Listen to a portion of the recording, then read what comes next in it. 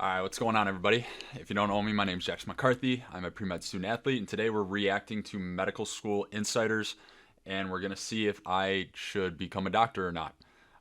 This is Kevin Jabal's channel, MD. I don't know him personally or anything like that, but I've watched a lot of his videos. I think they're really good, but there are definitely things that I kind of want to add in there from my perspective as a pre-med kind of going through this, because the last time he went through it was probably a long time ago, and I think things are slowly changing. So I'm gonna react to this and kind of put my 2 cents in. So let's get it.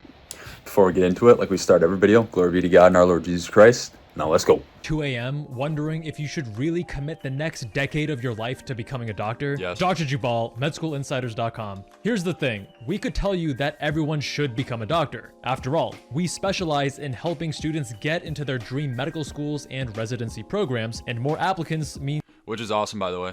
It's super cool. It is such a hard process, so the more people that you have at your disposal is unbelievable. They're doing awesome work, which is unbelievable. more business for us, right? But that would be doing a massive disservice. The truth is, medicine absolutely isn't for everyone. Going into this field when it's not right for you isn't just painful, it's financially devastating and emotionally crushing. We've seen too many students realize halfway through medical school that they hate it, trapped with hundreds of thousands in debt and years they can't get back. That's why today I'm being Which is so true. That's probably one of the biggest things. The reason why they want you to do a lot of clinical work, or the reason why they have all of those prereqs for you to get into medical school, especially heavy on the clinical side, is because they want you to be sure that you really want to go down that path. You really do want to help people in that way, because it is such a big commitment, and you're also responsible for people's lives at the end of the day. So just bailing out midway is tough. Like that's tough. I hope I never get to that point, obviously, and I don't expect I ever will, but holy cow, that would be brutal. brutally honest about what it actually takes to thrive in medicine, and I'll reveal which sign predicts success better than any other factor. The first sign you should become a doctor is that you're genuinely comfortable with sustained hard work. This isn't just about working hard once you become a doctor. The grind starts. I cannot sit still ever. I literally started this YouTube channel the first week I got actual any free time. So this is pretty much me. I can never relax. For better or for worse, I just can't do it. So Immediately with preparing for the MCAT, a grueling 7.5-hour exam that typically requires 300 to 500 hours of studying. Most students spend 3 to 6 months preparing, treating it like a full-time job on top of their regular coursework. Medical school is famously described as drinking from a fire hose. You'll need to absorb enormous amounts of information while balancing research and clinical activities just to have a shot at matching into residency. Then, very true. To go back to that MCAT point, I got super lucky. I have a desk job over the summer, and I plan on studying the entire time I'm working. So I'm killing two birds with one stone. Two birds with one stone. But I would plan on putting in an absolute shift doing that. I'm going to be studying nonstop for about 3 to 4 months, because want to do well, obviously, to try to get in. So that is definitely true. And then the drinking through the fire hose, I have heard that from many people. They said it is very true, but they say you get used to it. So I think it's kind of like that initial learning curve. So I think a lot of it is, if you know that going in, that's probably super important. So yeah, but it's definitely gonna be interesting. come the USMLE STEP exams, mammoth tests that require months of preparation each while balancing clinical rotations and other medical school commitments. Residency can mean working 80 or more hours per week, with shifts lasting up to 30 hours straight. And this continues for 3 to 7 years depending on your specialty. This isn't just 1 or 2 small sprints. You'll spend over a decade of your life preparing for medical school, attending medical school, and completing residency training, while using the best active study. Okay. Think about the pre-med. Going through it, I do not think it is that tough. That might be a hot take, and that's not me being whatever. There are a lot of like foundational classes that you need for the MCAT and the prerequisites and stuff, so it's really not that intense or as tense as people want to make it seem. It's really not. Will it dedicate some hard work? Yeah, like you're going to need some hard work, but it's really not that hard, I don't think. So that's kind of like first 4 years where you will be able to enjoy things. And I'm doing it as playing a sport too. So like, yeah, we're busy. Like I'm busy, but I don't know. I think that first 4 years is a pretty doable thing. It won't give you a lot of grief. Obviously, medical school is going to be a lot, but a lot of that's kind of like focusing on the grades still. So you're doing a lot of like hard academic work. Eventually, that transitions into like the clinical side of things, which will definitely be harder. And then residency is where it really shows up. But again, if you take pre-med out of that, you're probably looking at 11 years max. Like if you're going into some of the surgical subspecialties, like Kevin said. But that's like for neurosurgery, and you will be making good money. And if you're going into surgery, you're probably going to be working long hours anyway. So that's kind of what you're signing up for, which is the whole point of the video, I guess. But like residency is still just like a short period of time in the grand scheme of things. So yes, you have to get used to like a lot of the long hours. I completely understand that. I'm completely prepared for it. But you wouldn't want to sacrifice a whole career because of a short time frame. And like short is arbitrary or like subjective. But like in the grand scheme of things, that like 8 years to set up for the rest of your life is pretty short. Might seem obvious, but here's the twist. You need to genuinely enjoy working with people even when they're at their absolute worst. Medicine exposes you to patients during their most vulnerable, scared, and sometimes hostile moments. You'll encounter the patient who yells at you during their worst day, the family member who questions every decision you make, and the person struggling with addiction who keeps making the same mistakes. Can you... Okay. This might be a hot take, but I know for me personally, my patience only really goes and is set off when I'm not expecting it. So if I'm walking down the street and like a lot of this would be happening, then yes, I'm probably going to be very frustrated, or my patience is going to get set off. But like when you're walking to the hospital and you're walking to work and you're like half expecting for the people not to be grateful for what you're doing, or people giving you a hard time, I feel that kind of mitigates that. As long as you're knowing that going in, at least for me, I can mentally prepare myself and be like, all right, I'm going to be put in situations where normally, if it was just kind of coming out of the blue, I would be frustrated. But like I'm almost expecting that to happen, so that prep work doesn't really, it mitigates kind of like the offset of that patience, if that makes sense. At least for me. So I think a lot of it is just kind of like that pre-reset or like that preset before going into the hospital or something, and being like, all right, this is what I'm going to be experiencing, or this is the stuff that might happen. As long as I prep myself for it, I think I'd be fine. Still act out of fear, not malice. The 100%. third sign is an insatiable thirst for knowledge, but not just any kind of learning. They say half of what you learn in medical school will be proved as dead wrong or outdated within 5 years. The challenge, you don't know which half. If you're someone who gets excited about new discoveries rather than overwhelmed by constant change, you're wired for medicine. And the training system is designed for that. I think one of the reasons I got into medicine in the first place, and I talked about this in some other videos, was Dr. Andrew Huberman. And all of his type of things that I gravitated to were the optimization types. So like all these different protocols to really just make things better. And those are always changing. And I really enjoyed that, always learning about that. So I think this is right up my alley of always having things coming out to make things better and better and better. And especially with the research, the different ways of surgical techniques, whatever it may be. I think that's super cool. I think that's the whole point. As a human species, we are always trying to be better and progress things moving forward.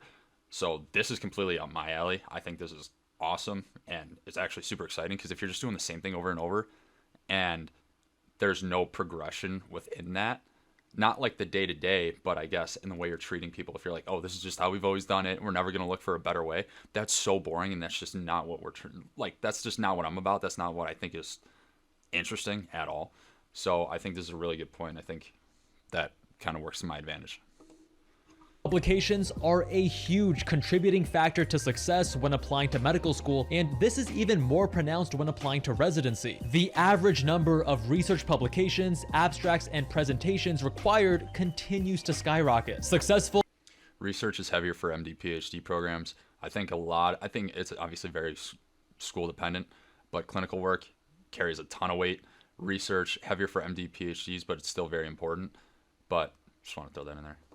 You find the science of medicine intrinsically fascinating, not just a means to an end. 100%. This goes beyond tolerating your coursework. You should be genuinely curious about how the human body works, why diseases develop, and how treatments help. When you see a complex 100%.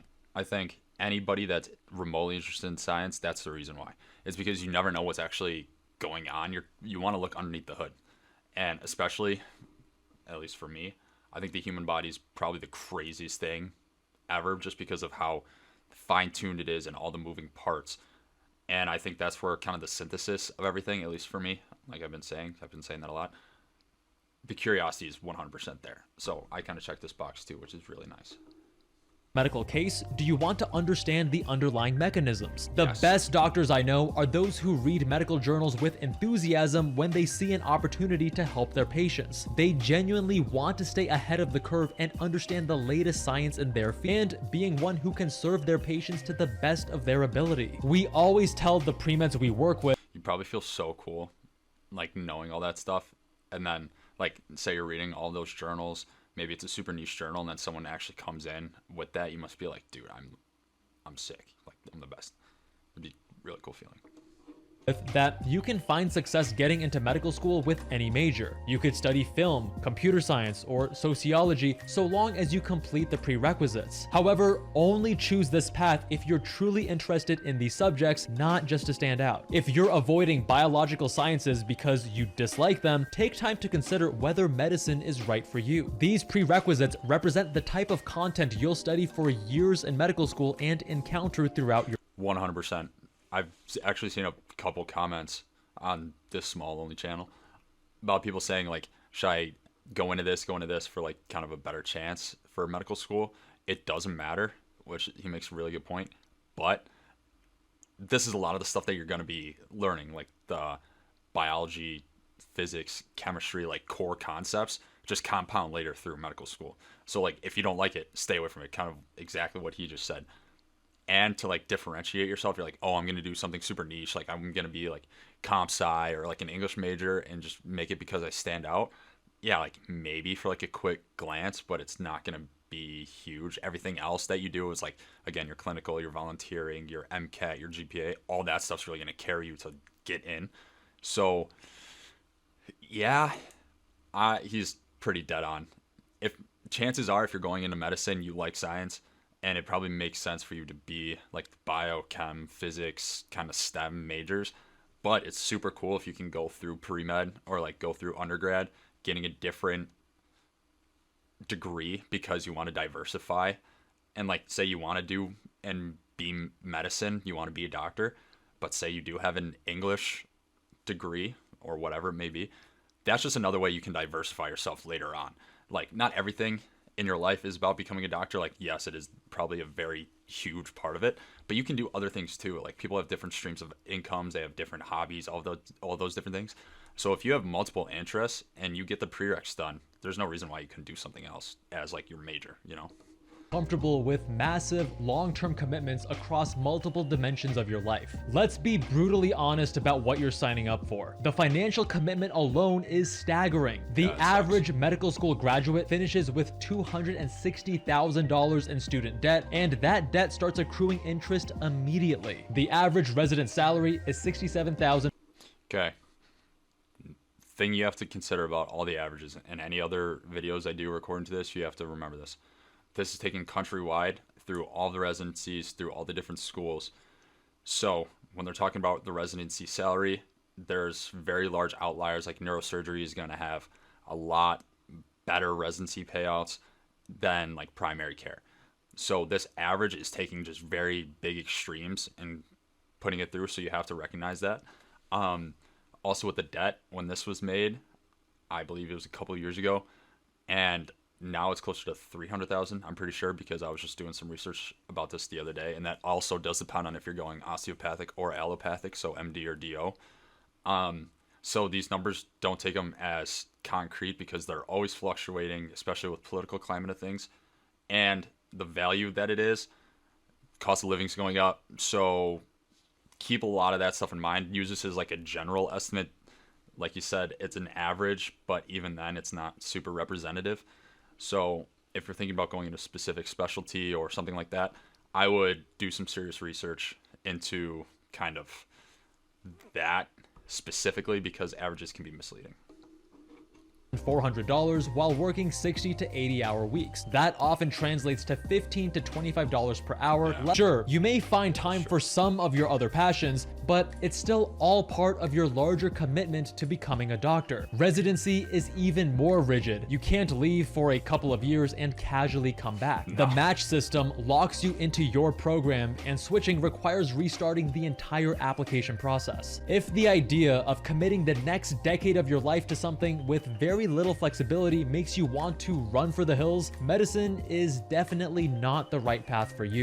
Okay, on the flexibility piece, yes, early on, 100% it is very rigid. But I've talked to many people, and I know a lot of other background info that you have a lot more flexibility afterwards. Like, it's getting through that first decade that they're saying, or that he's saying. It's, you hear about like stockbrokers or a lot of people in finance, they will grind, absolutely grind for like the first 10 years, and then they retire at like, I don't know, 35, 40, just because they were so rigid in that. Anytime you're going to be successful or you want like a high stakes type of job, it's not going to be flexible. Like, that's just the reality of things. If you're a high achiever, no matter what kind of area you're in, it's going to be tough and it's going to be very rigid for a very long time. You only reap the benefits of the flexibility after you've gone through the very, like, the hard parts. Like, that's just the nature of the game. Like, you don't just get freebies. Like, that's just not how life works. So this is scary to some, but if you think about it, if you're wanting to be successful in any way, shape, or form, it's going to be like this no matter what. In this context, it's just medicine. Others, it could be financial, it could be athletically. It doesn't matter. You're going to be working hard if you want to reap positive benefits.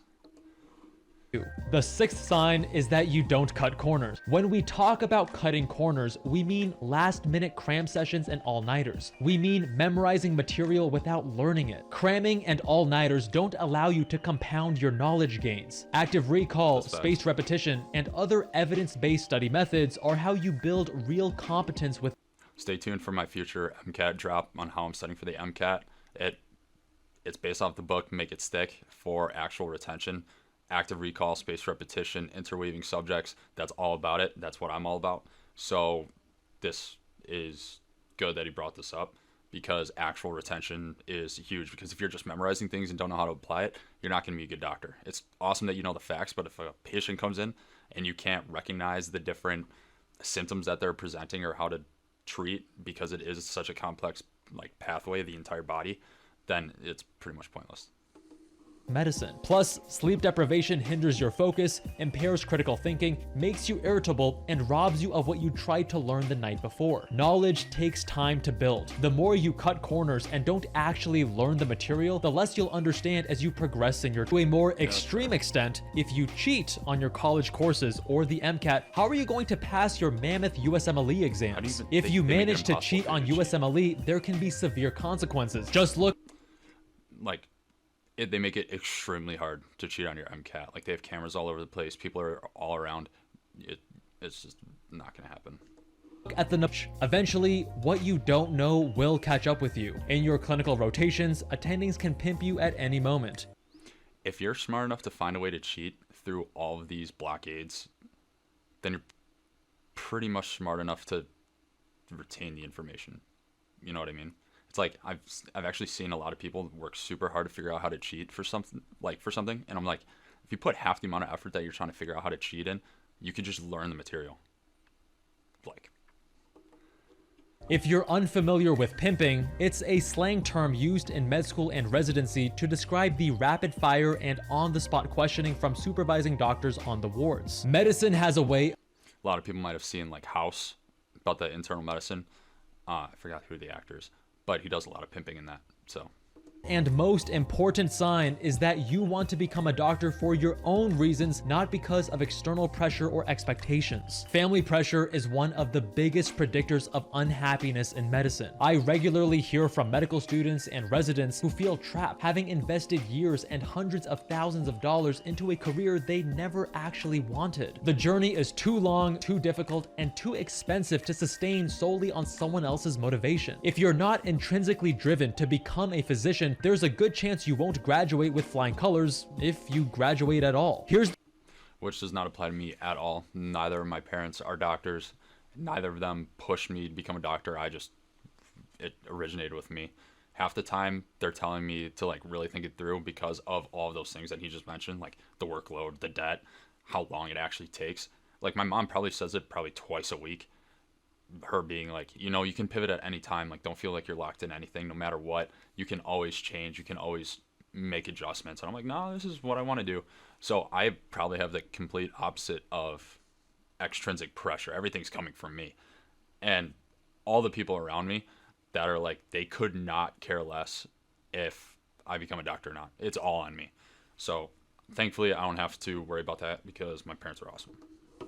The crucial question. If your family had no opinion, and if prestige weren't a factor, would you still want to become a doctor? Yeah. If the answer is yes, if you can honestly say you're drawn to medicine because of who you are, not who others want you to be, then you've identified the most critical predictor of long-term satisfaction. The combination of these 7 signs doesn't...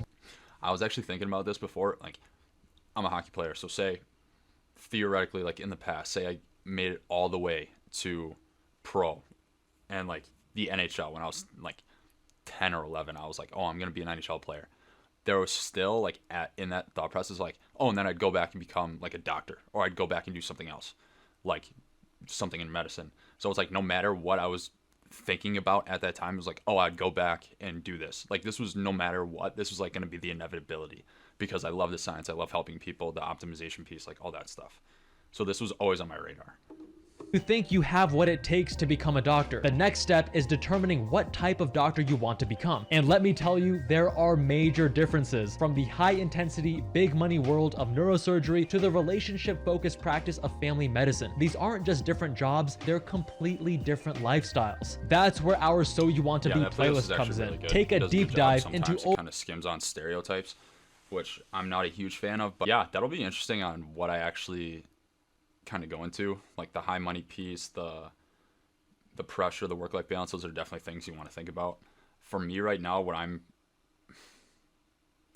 am right now, I want to do what aligns with most like long term. Like, I want to do something that's going to make a big difference in like a large population. Like, every doctor's making incredible choices and actions to help certain people. But like, I forgot what chapter it is, but I've mentioned many times that I am a Christian.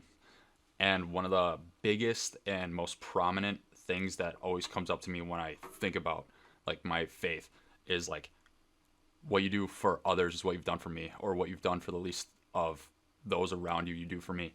And so it's like, I want to target a lot of the marginalized communities, or I want to target a lot of the people that don't have advocates for themselves. And so there's definitely better ways to do that and different avenues that I can go down. And right now, I'm not really sold on anything. I don't know. I really just want to get in first. But I think that's kind of where I'm going in regards to this. But yeah, that was my reaction to this. So I think I'm in a good spot to becoming a doctor. I kind of went through all of those things. So that's reassuring. That's good. I haven't seen this video before. So the fact that I aligned with a lot of them or all of them is reassuring. So if you like this type of video, leave a comment, like, subscribe, do all those things. If you guys like it, I'll keep doing it. I probably will keep doing them anyways because he has really good content. Credit to him. These are awesome. But yeah. So see you in the next one. Peace.